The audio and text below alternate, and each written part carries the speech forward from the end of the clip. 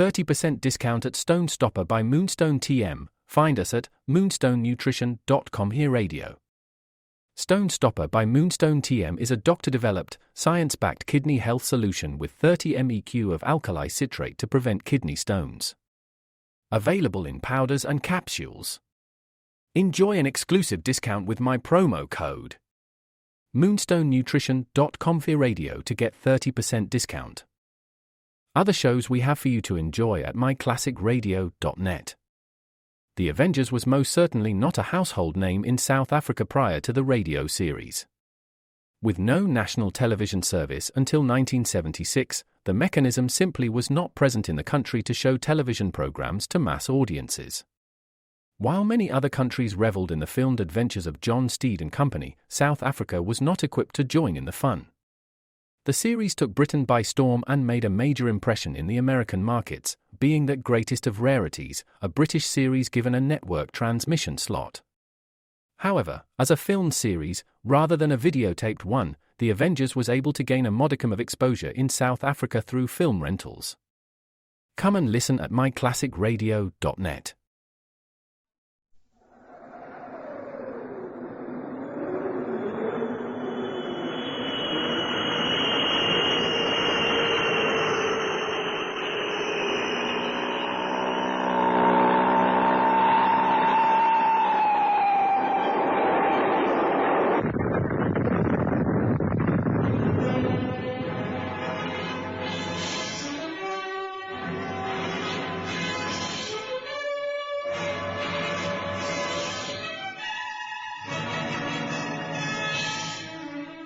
High Adventure.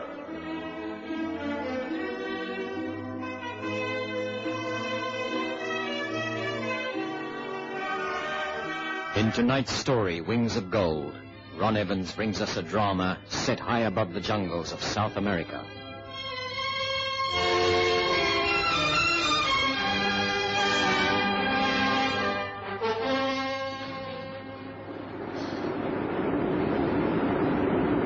Another drink, sir? Whiskey soda, gracias. Will that be all, sir? Here, give this sealed envelope to the pilot. Oh, I'm sorry, sir. We're not allowed to communicate with the pilot during flight. You'd better, Querida. If you want to get back to the ground in one piece. What do you mean? I mean that this briefcase on my neck contains enough explosive to blast us all to eternity. Now, will you take this note to the pilot?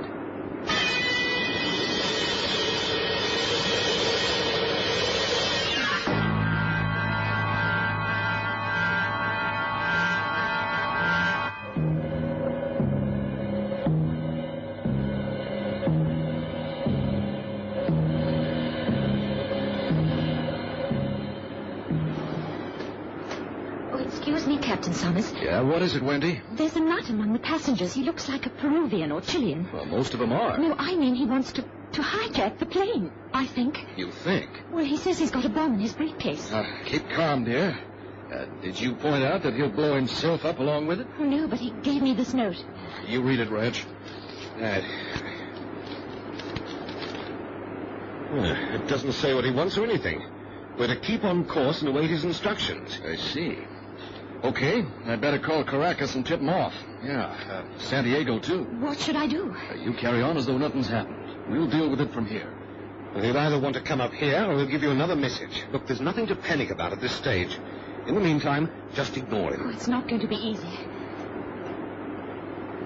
Right, so that'll keep Wendy cool. But what are we going to do? We'll keep on course, as he says, and just wait. I want to know what he's up to. Well, I'm going off to see what this blighter looks like. You don't mind? No, help yourself, Reg. Just don't make it too damned obvious. I was a passenger on that fated plane. It was Flight 141 of Caravel Airways en route from Caracas to Santiago in Chile. The date, August 8th, 1961. In those days, a plane hijack was a rarity and not taken as seriously as they were a decade later. Up to the time when Reg Howard, the co-pilot, passed down the aisle between the seats, none of the passengers was aware of anything amiss. It was a small plane carrying 33 passengers, mostly businessmen and their families.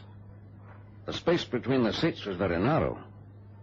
A nod passed between Wendy Lamont, the air hostess, and Reg, as she pinpointed the man with the briefcase. As he passed the would-be hijacker, Reg was walking sideways, his back to him. But as he came level, he swung about with a quick movement. Hit the man on the back of the head with a major blow. The man groaned and fell forward unconscious. Some of the passengers stood up in alarm. Please, everybody remain calm. Now, this man tried to cause trouble, but it's all right now. Now, Wendy, help me to carry him off to the baggage compartment. No, let me search him first for a weapon. You, sir. Can I be of assistance? Would you go aft and open the rear door?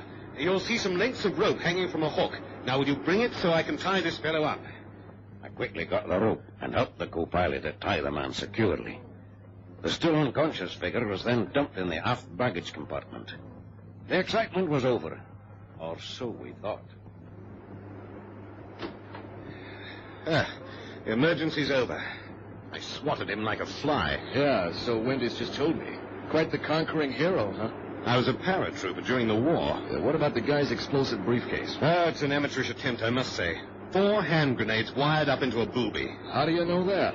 I defused it. There's nothing to worry about now. Oh, boy, I'm glad of that. Here, I want you to take the controls for a spell. Okay.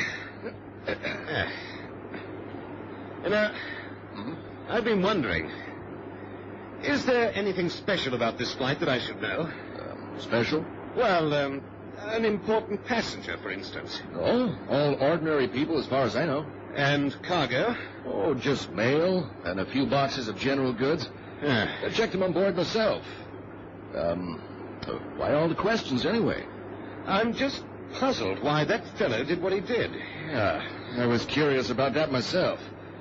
Don't you remember me telling you to do nothing until we know? And there you go and knock him cold. Well, he'll be coming to soon. I'll go and ask him later. Never mind, Reg. I'll do that. I want to take a peek at him anyway. Now, here's the baggage compartment key. Give him my regards. I saw Captain Summers walk down the aisle between the seats, nodding and smiling to the passengers. He unlocked the baggage room door and entered, closing it behind him. 10 minutes later, he emerged with the would-be hijacker right behind him. Captain Summers had his hands behind his head. I couldn't see the hijacker's gun, but it didn't take much guesswork to realize it was prodded into the pilot's back. Stand still, Capitan, while I talk to these good people. Can you all hear me? Yes. Please be quiet. I have something to tell you. I am not a murderer, and I do not want to be. If you all keep to your seats and make no attempt to stop me, you have nothing to fear at all. But the first sign of resistance will force me to shoot dead your Capitan. I hope that is quite clear. So, please sit back and enjoy the rest of your flight. Thank you. Gracias.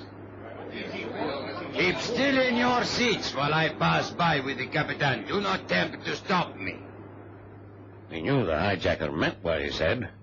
So we sat motionless and helpless as the 2 men passed up the aisle to where the hostess stood, white-faced and nervous. The hijacker smiled reassuringly at her. You please continue with your duties as though nothing has happened. Yes. Capitan, shall we go to the cockpit? Well, what was he up to? I was going Shut up, Reg. He's got a gun in my back. And I shall use it. Please, keep to your controls. Well, how the hell did he Never manage to... mind that now. Get into your seat, Capitan. Gracias. Okay.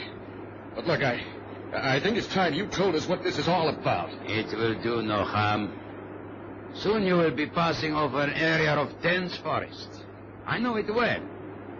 It is the place where I want you to make a crash landing. Crash land in dense bush?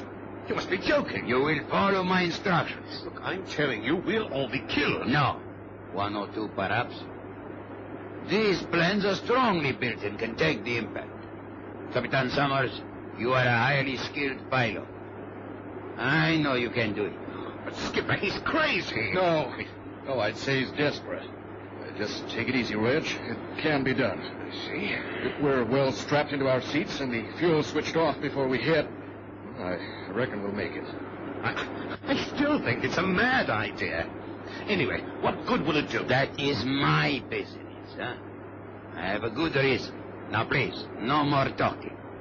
Capitan, you will take over the controls from your co-pilot, and I will let you know when we approach our destination.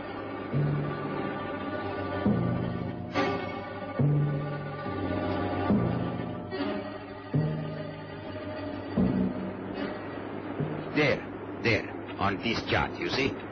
Where the river bends, just beyond, huh? You see this triangle? Yeah. The plane must land right in the center. So. Okay. It'll be easy to find. You won't even have to change course. Reduce altitude when you see the river bend. Assuming we come out of this alive, what is going to happen to the passengers?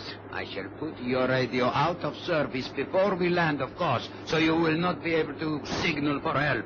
I see. But if you study this chart carefully, you will see a trading settlement. Here, about 50 miles to the east. Uh-huh. 2 or 3 days' walk if you follow the river. The riverboat calls in at the settlement every weekend. No doubt it will be big enough to carry you all down the river to Caliento, huh? So you've got it all worked out, eh? Very well worked out, senor. Hey, look, I can see the river now. Ah, bueno, please. Please reduce your altitude to 3,000 feet. I think that if the passengers had realized what was about to happen, there would have been a full-scale panic. But from my seat, I could see we were losing altitude, a fact which increased my anxiety. However, not knowing the route, I thought that perhaps we were going to land at a small airport, especially when the hostess announced. Will passengers please extinguish their cigarettes and fasten their seatbelts? Thank you. Hey, that is strange. We must be going to land. I can't see anything ahead. It must be a very small airport. A safe place for that hijacker to make a getaway, I suppose. That's odd. The engines have cut out. I wonder. There was little time left to wonder. Before I was trying to panic, trees appeared close under the wing, and then...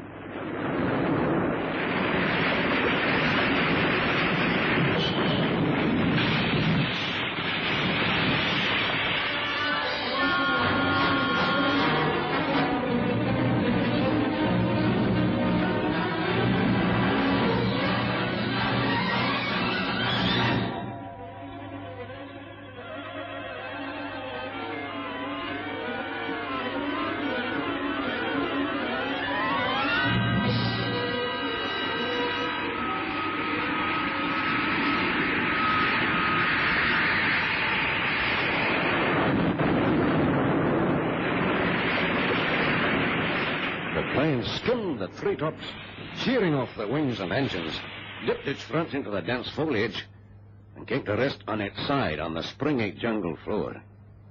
Birds screeched with alarm, monkeys chattered from the branches high above.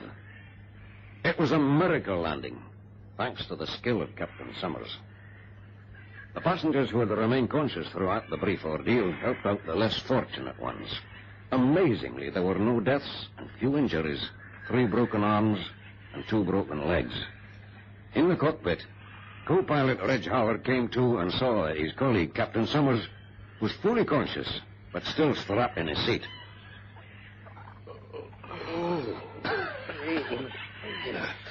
My head feels like it's about to fall off. You all right? Yeah, sure. I'm okay. Where's our friend with the gun? Made himself scarce. I blacked out when we hit, and he was gone when I came round. Are you all right in there? Hi, Wendy. You're smiling, I see. Oh, smiling with relief. Have you seen anything of the guy who made us land here? Oh, no, I've been busy helping the passengers. What happened to him? Well, he scooted before the skipper and I came to. How bad is it back there? Well, here's a surprise. It's not too bad at all. 3 or 4 broken limbs and dozens of bruises.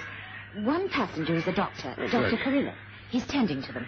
Well, just as soon as he's finished patching him up, we'd better make some stretches.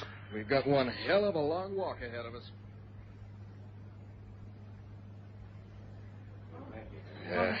What a crazy situation to be in. Well, did you find anything of use in the baggage compartment, Reg? Well, there's 3 rifles and 10 boxes of ammo. At least we won't go hungry. Oh, yeah, I know about them. You can leave them behind, Reg. What? The Wendy's got plenty of food to last us through the trip. But we'll need them, Skipper. This is pretty rough country. They don't belong to us. What kind of logic is that? Here we are, stranded in the Venezuelan jungle, and you're worried about the ownership of 3 rifles? Look, we're going to need those. Do as you like, then. It's just that we've got enough to carry. You know, I've got a good mind to track down that bleeding hijacker before we leave. He can't be far away. This is no time for vendettas, Reg. We've got enough to worry about. Besides that, the sooner we start out, the better. I've organized the able-bodied men. They know what to do on the march. At the moment, they're cutting up 3 branches and fashioning weapons. In this part of the world, that might prove necessary. Talking about weapons, here. You can take this other rifle. And here's 3 boxes of ammo to go with it. Good, laddie. That's just what we need. How long before we're ready to leave? 10, 15 minutes. The stretchers and food carriers are ready. We've made up a rota for turns on the cartage. You're quite an organizer, huh, Mr. McLeod? Ex-colonel of the Black Watch, you know. Spot of discipline and organization, and we can all walk the way down to Santiago. Yeah. Well, I'm in no mind to try that. The river settlement's far enough. All is ready now. Good. You hear that, Captain Summers? We're ready to go when you are.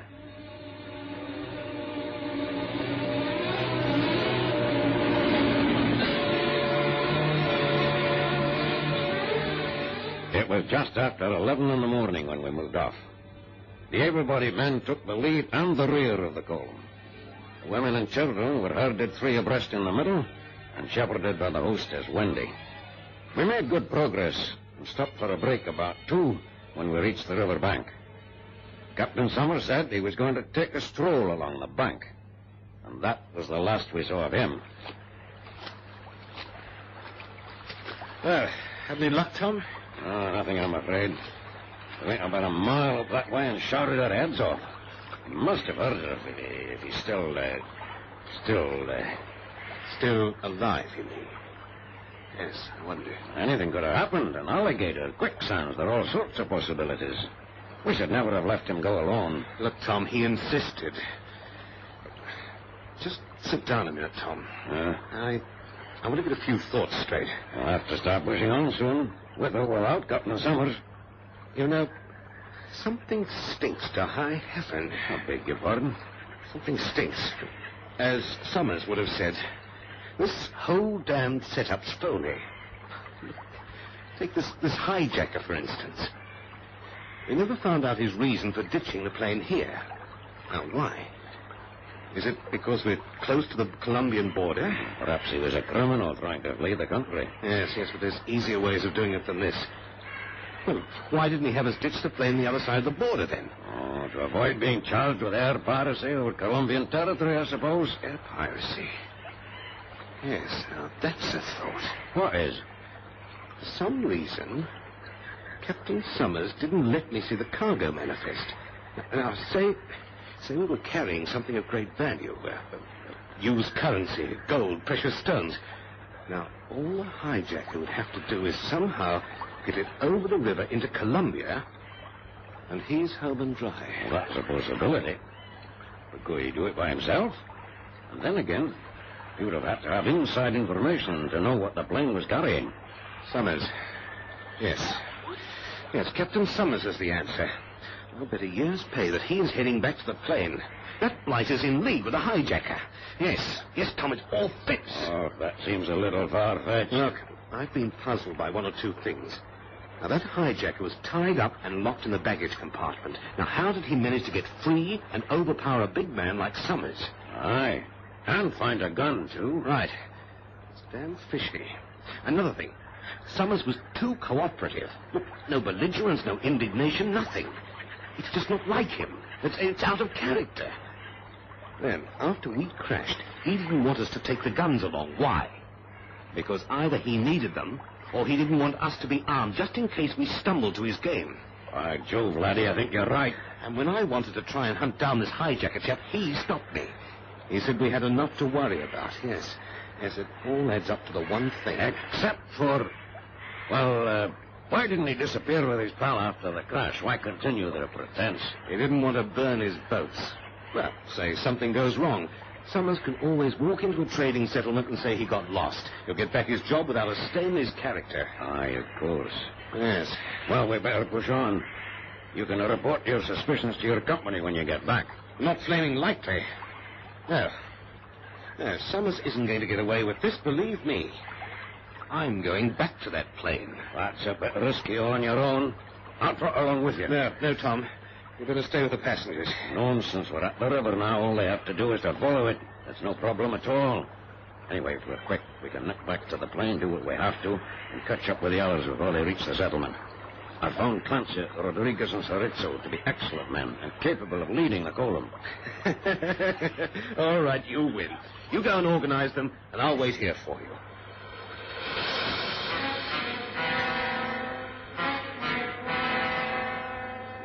We made quick time along the trail back to the crashed plane.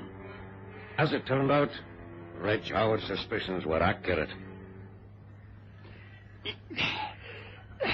The impact has made it very hard to open. Yeah, that's right. I was trying before you came back.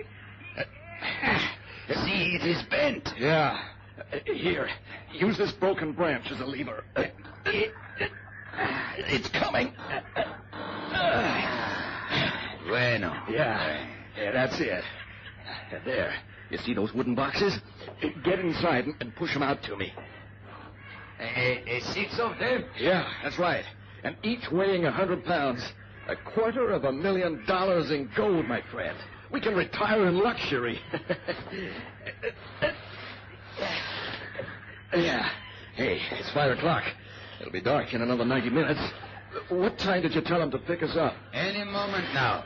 We will be safely over the border before sundown. Good. How much are you paying for the helicopter? $1,000 American and no questions asked.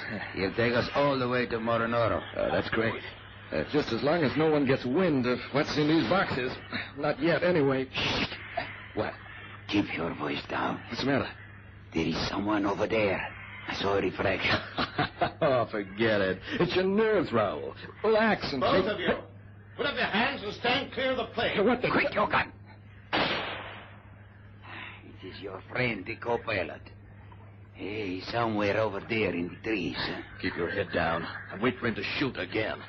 But once we've pinpointed his position, just blast away.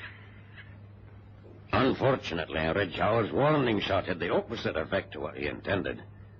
Instead of surrendering, Summers and his ally grabbed their weapons and ducked under the fuselage. We waited, hoping they would make the next move. Now, if you can wait here and cover me, I'll work my way round to their rear. It might be better if we waited a while longer. There's a chance we might talk them into something. What's that noise? What? Did you hear it, eh? It's a plane of some description. Perhaps it's a search plane. Can't see anything from here, but... No, it's no ordinary plane. That swishing noise. It's a helicopter. A helicopter? In this part of the world? I'm right. There it is. It's going to land in the clearing. Yes, it's from over the border. You'll see the Colombian military insignia. Aye, I do. I'll be damned. So that's how they were planning to get their loot away. You can't very well shoot up a Colombian aircraft without proof that it's acting illegally. It's landing illegally in Venezuela, right? It might be a rescue craft. We don't know, do we? Perhaps the plane was seen to crash here. Yes, it could be right, but... Anyway, let's just see what happens. We saw the helicopter hover over the wreckage and then come to land in the clearing. A man in military uniform climbed out. And Summers and his colleague ran towards him, each staggering under the weight of the heavy box. Summers passed his burden to the newcomer and ran back for another. And then we knew for sure that this was no rescue operation.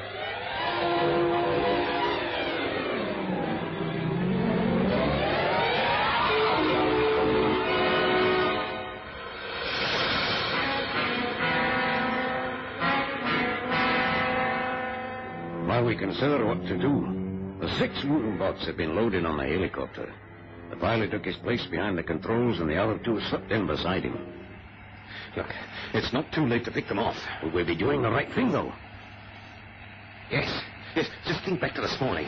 We could have all been killed. They were willing to kill us to satisfy their own greed. Now, isn't that right? Women, kids, the whole damn lot of us. Very well, so you found justification. But it's too late, they're off. But not clear. Now, aim with me. See that rounded shape just behind the fuselage insignia? Aye. That's the fuel tank. Right. Are you ready? Right, Now, just pump the shots in. Now!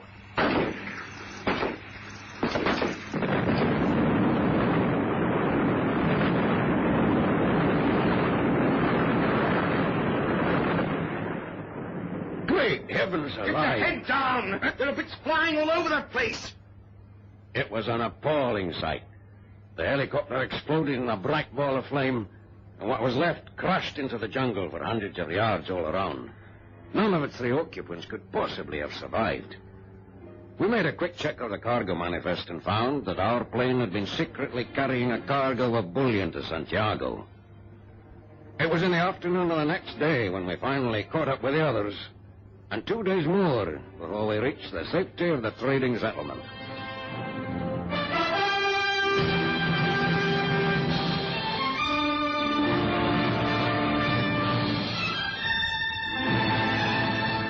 High Adventure is produced by Anne Freed and directed by Henry Diffenthal.